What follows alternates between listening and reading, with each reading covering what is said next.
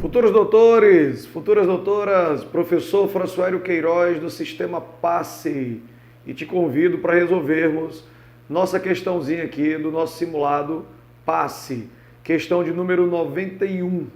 Essa questão de número 91, ela trabalha com a lei das malhas, tá? Lei das malhas.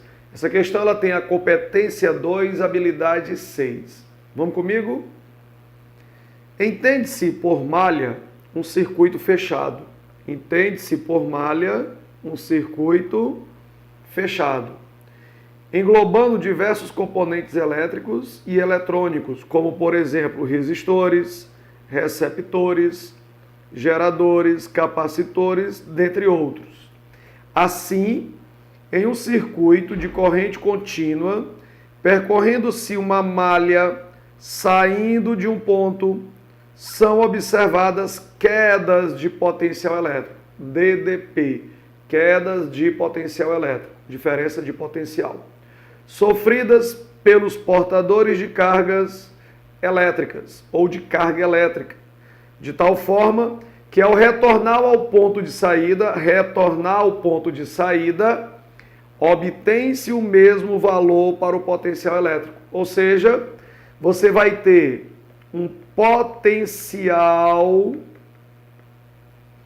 de saída e um potencial de chegada.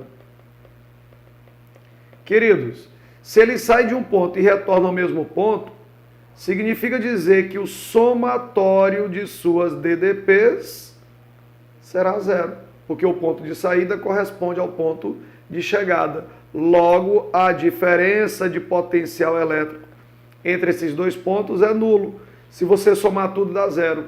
Lembra, entenda comigo, diferença de potencial. O potencial representa uma posição dentro do campo, certo?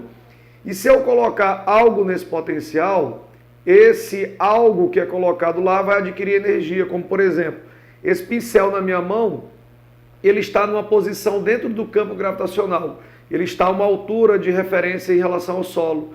Se eu soltar, ele cai. Então ele vai ter quedas de potencial, quedas de posições, gastando a energia armazenada e transformando ela em movimento. É exatamente isso que a questão está dizendo.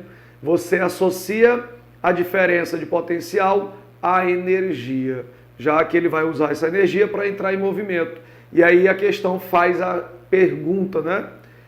Diante do exposto, conclui-se que o relato corrobora, confirma o princípio da conservação da energia.